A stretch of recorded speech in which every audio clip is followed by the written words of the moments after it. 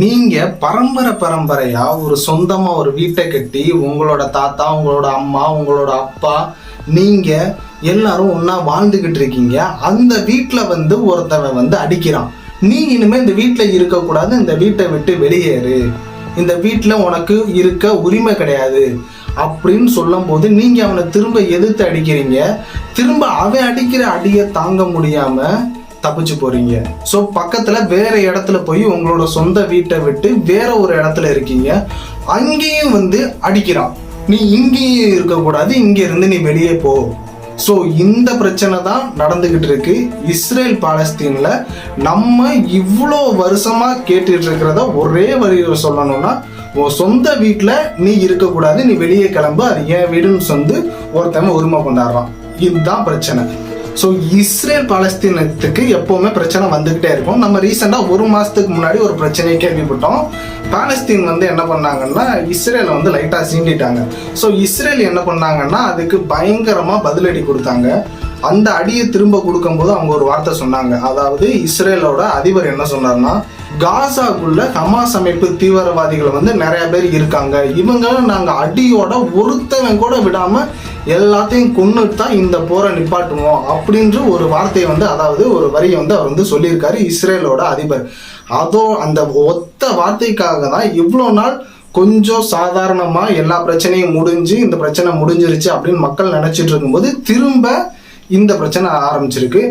All eyes on Rafah இந்த ஒரு picture உள்ள ஒரு ஸ்டோரியை நீங்க நிறைய செலிபிரிட்டிஸ் வச்சிருந்தாங்க, நார்மல் பீப்புள்ஸ் வச்சிருந்தாங்க. இந்த இமேஜை நீங்க ரீசெண்டா நிறைய இடத்துல பார்த்துக்கிட்டே இருந்திருக்கலாம். இதற்கான காரணம் என்னன்னா, காசா அப்படின்ற ஒரு இடத்துல இருந்து அடிச்சு விரட்டுறாங்க.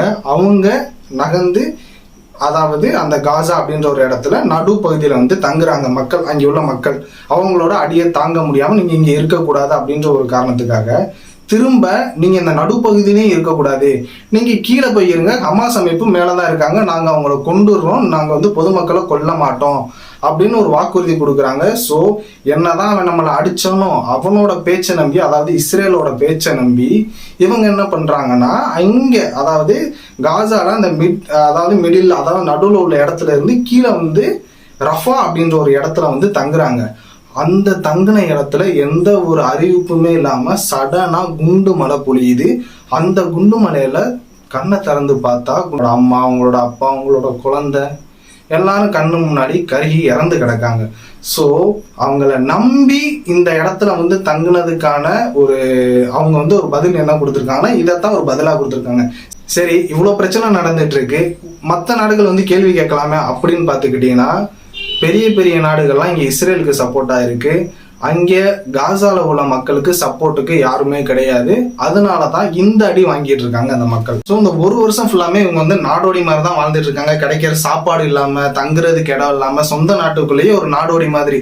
அந்த நாட்டுக்குள்ள சாப்பாடு கொண்டு போறதுக்கு மற்ற நாடுகள் ஹெல்ப் பண்ணா கூட அங்கே இருக்கிற இஸ்ரேல்ல உள்ள பொதுமக்களும் ராணுவ அதிகாரிகளும் என்ன பண்றாங்கன்னா, கொண்டு போற கண்டெய்னரை சூறையாடிடுறாங்க. அந்த பொதுமக்களுக்கு சாப்பாடு கொண்டு போற மாதிரி. உள்ள பச்சை குழந்தைங்க இருக்காங்க, பிரெக்னென்ட் லேடிஸ் இருக்காங்க, வயசானவங்க இருக்காங்க, ஆல்மோஸ்ட் எல்லாருமே இருக்காங்க. அந்த பிக்சர்ஸ்லாம் நான் உங்களுக்கு பேக்ரவுண்ட்ல ஆட் பண்றேன். கண்டிப்பா அதை பார்க்கும்போது நமக்கு கண் கலங்குற மாதிரி தான் இருக்கு. அந்த அளவுக்கு இங்க ஒரு கொடூரமா பயங்கரமான செயல் நடத்திட்டு இருக்காங்க இஸ்ரேல். ஸோ இதை நம்ம யாருக்கு சப்போர்ட் பண்றதுன்னு தெரியல. ஏன்னா மதத்தை வச்சுதான் இவ்வளவு பெரிய ஒரு பிரச்சனையே நடந்துட்டு இருக்கு. நம்ம நாட்டுல ஜாதி பிரச்சனை, அங்கே மத பிரச்சனை. ஆக்சுவலா இங்க ஹியூமனிட்டி அப்படின்ற ஒரு விஷயமே கிடையாது, மனிதநேயமே செத்து போச்சு. இதெல்லாம் பார்க்கும்போது நம்ம ஒரு மாசத்துக்கு முன்னாடியே பேசிட்டு இருந்தோம், அவ்வளவுதான் இஸ்ரேல் இனிமே சண்டை போட மாட்டாங்க, எல்லா பிரச்சனையும் சால்வ் ஆயிடுச்சு அப்படின்ற மாதிரி நம்ம ஒரு மாசம் இல்லை 2-3 மாசத்துக்கு முன்னாடி பேசிட்டு இருந்தோம். ஆனா திரும்பவும் இந்த பிரச்சனை ஸ்டார்ட் ஆயிடுச்சு. இதுக்கு ஒரு முடிவு இருக்கா அப்படின்னு கேட்டீங்கன்னா தெரியல. ஏன்னா முடிகிற மாதிரி இருந்தாலும் திரும்பவே ஸ்டார்ட் ஆயிடுது. மதத்தை வச்சுதான் அவ்வளோ பெரிய பிரச்சனை. ஹியூமனிட்டி அப்படின்ற ஒரு விஷயம் இருந்தா இந்த ஒரு சண்டையே வராது. ஸோ நீங்க எப்போ இந்த பிரச்சனை முடியும்னு நினைக்கிறீங்க? நீங்க எந்த நாட்டுக்கு சப்போர்ட் பண்றீங்க? உண்மையாவே இதுல யார் மேல தப்பு இருக்கு அப்படின்றத முடிஞ்சா கமெண்ட் பண்ணிட்டு போங்க. நம்ம இன்னும் சூப்பரான வீடியோவில் பார்க்கலாம். பாய்.